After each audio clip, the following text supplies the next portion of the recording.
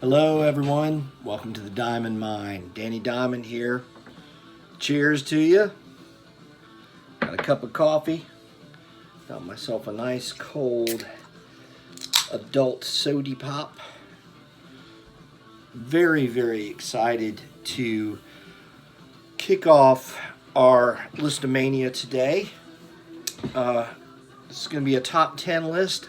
My top 10 favorite, I'm not saying best, my favorite metal bands of all time.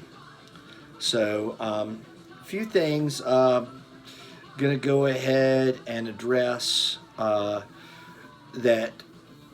I think it may be a little controversial that I'm going to kick off with a tie, and then I think it may be a little bit, may ruffle a few feathers that there's two bands on the list that I think a lot of people would argue are so punkish that maybe they're not purely metal, but whatever. Make your own list. And speaking of which, those of you that disagree with me, that's absolutely fine. In fact, it's even as it should be. I'm really hoping you'll participate. Of course, keep it classy, as Ron Burgundy says. But please feel free to, share with me your lists in the comments section, okay? Would love to see that. Really would. So we're going to jump right in today. And we're starting with a tie, okay? Now, this band, I had heard the name quite some time ago, probably around the time that they came out with their first album. The first time I heard any of their music would have been 1987. They released an EP called I'm the Man.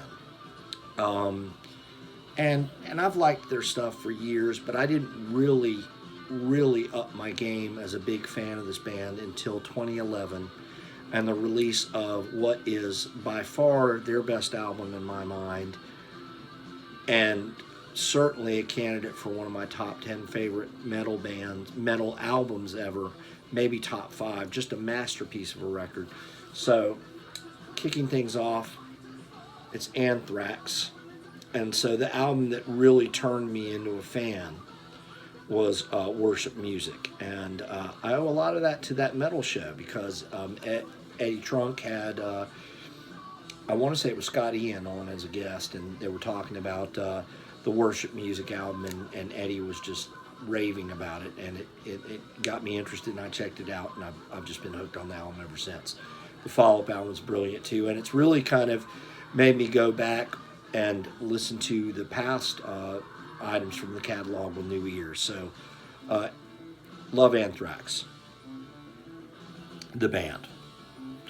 Okay, also tied for number 10, from Atlanta, Georgia, not too far away, about 5 hours south of here, the wonderful, masterful Mastodon. And I got into this album right around the time it came out in 2009, Crack the Sky. Great, great record. Mastodon is one of those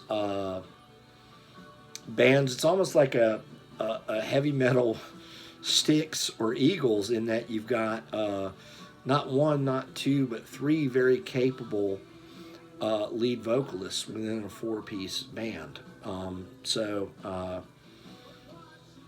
Amazing band, great record. Really love some of the follow-ups too. Not as familiar with the previous work. That's something I plan on enriching my knowledge of soon. Here comes the first of two bands that I think have some serious punk leanings, but anyway, I classify them as metal. Motorhead. And the album Ace of Spades, I don't know exactly the time frame I became aware of them. It would have coincided with the start of MTV, because I think pretty early on in MTV's history I saw the video for Ace of Spades. So whatever year MTV kicked off, I didn't bother to research that. Maybe you all could post that in the comments. Okay, number 8. fills me with great pride. And no, it's not the reason they're on their list. This list now, they sort of started out as kind of a punk or hardcore thing, but I think they have.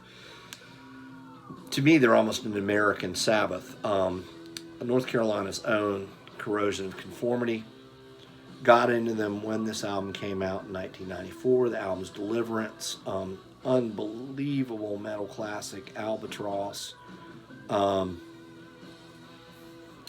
You know, I remember a relatively recent album. Well, gosh, it's over 10 years old now, but In the Arms of God, I remember when that came out. I just couldn't stop listening to it. And it, to me, was the best Sabbath album that Sabbath never wrote. I remember that's how I thought of it at the time. Well, we had Mastodon about 5 hours to the south, about 5 hours to the north. The unbelievable Lamb of God. Sacrament is the album that got me into them. Now, the album came out in 2006. I don't think I really became aware of it or tolerant of it really until 2014. There's a lot of metal bands that have come out, and when they first come out, some of them are so intense, so in your face that it can take a little bit of time for you to develop an appreciation. But I was late to the Lamb of God party, but now that I'm in, it's about the heaviest I can go. But there's nothing like it when you're in the mood for some Lamb of God. Rounding out the bottom half of my top 10, you have Dio and the Holy Diver album. Now there's some people that have called this the greatest heavy metal album of all time. I can understand why. It's actually probably my second favorite from the catalog, but definitely way into this record, and got into it right around the time it came out in 1983. So Dio, Holy Diver, all kinds of classic anthems on this song. Caught in the Middle, of course the title track, Rainbow in the Dark. Just terrific album. Now, from here on out, this list was, the challenging part of it was coming up with 6 through 10. I'd had my top 5 formed in my mind for years and years. So, at number 5, my second favorite American metal band of all time, Megadeth. Now, I became aware of Megadeth around the Peace Sells record era, and I love that record now, but I didn't really become a true blue fan until Marty Friedman and Nick Menza came aboard for Rust in Peace. Amazing record. Unbelievable guitar solos. Some of the most precise thrash metal ever recorded. Megadeth. Now, my favorite American metal band of all time will probably surprise no one. I do want to say that they are one of those bands, when I first became aware of them in 1986 with their third album, heard that album a decent bit, didn't like it at first. Now it's now my favorite of their albums. But the album that changed my mind about the band and turned me into a fan, and Justice for All, 1988. I can remember borrowing the cassette from a buddy of mine at Florida State and holding on to it for much longer than I should have, probably 3 to 6 months, something like that. I finally gave it back, got my own copy, and I've been a fan ever since. Really started worshiping the band around 1991 because my first band played several tunes off of the Black album, which had just come out at the time. What a great time to have your first band in a lot of ways. The metal was still big, but you also had the grunge thing exploding and not quite yet killing the metal. Okay, so the Brits rule the roost from here on out. My third favorite metal band of all time, Judas Priest. The album that introduced me to the band. I was aware of it pretty immediately. 1982's Screaming for Vengeance, still my favorite from their catalog. Definitely a full ranking coming soon. Expect a ranking at some point from me for all of these bands. But Judas Priest, what can you say? The twin guitar attack. The unbelievable vocals of Rob Halford. Just tremendous, tremendous, tremendous. So, I would say the tightest race between any of these two bands, other than the two that were tied for number 10, would be between my number 2 and my number 1. So, just barely behind my number 1 by a sliver. Black Sabbath. And this album came out in 1980, but I didn't get my copy until 1983. It coincided with the very first time I saw Ozzy live. My buddy Kevin Wilcoxon and I went to see Ozzy on Bark at the Moon tour. I think it was my 3rd concert overall. My first one being Styx, and I think my second one was with Kevin, and it was Alabama. A great band, actually, but very different than Black Sabbath. Still love the Dio era Black Sabbath. Love all of the Black Sabbath. It's hard for me to choose between the Ozzy led and the Dio years. Even really love the Born Again record with Ian Gillan. Not as familiar or into the other releases from the band, but know all of the Ozzy albums and all the Dio albums and the one Ian Gillan albums pretty damn intimately. This is one of those just perfect records, not only from a songwriting standpoint, but it's not too long. I think it's 8 songs. The production is really pretty incredible. The performances, amazing, and Ronnie almost found this different gear in the band. The Dio era Sabbath and the Ozzy Sabbath are very different animals in a lot of ways, but love them pretty equally. Okay, so I may just be playing some of this behind me. I'm not sure. Please don't pull this, YouTubers. But my number 1 metal band of all time, Iron Maiden.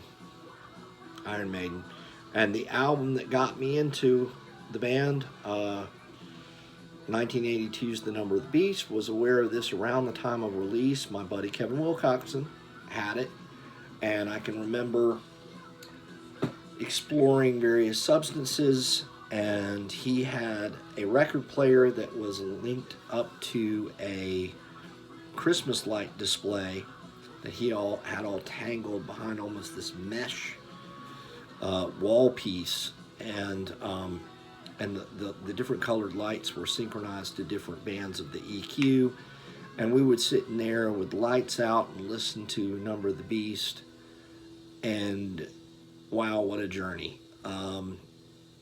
I've loved the band ever since. I've seen them twice, once on 85's Power Slave tour, or as the band called it at the time, the World Slavery Tour, and then again in 2012 when they kind of redid their Seventh Son of the Seventh Son tour.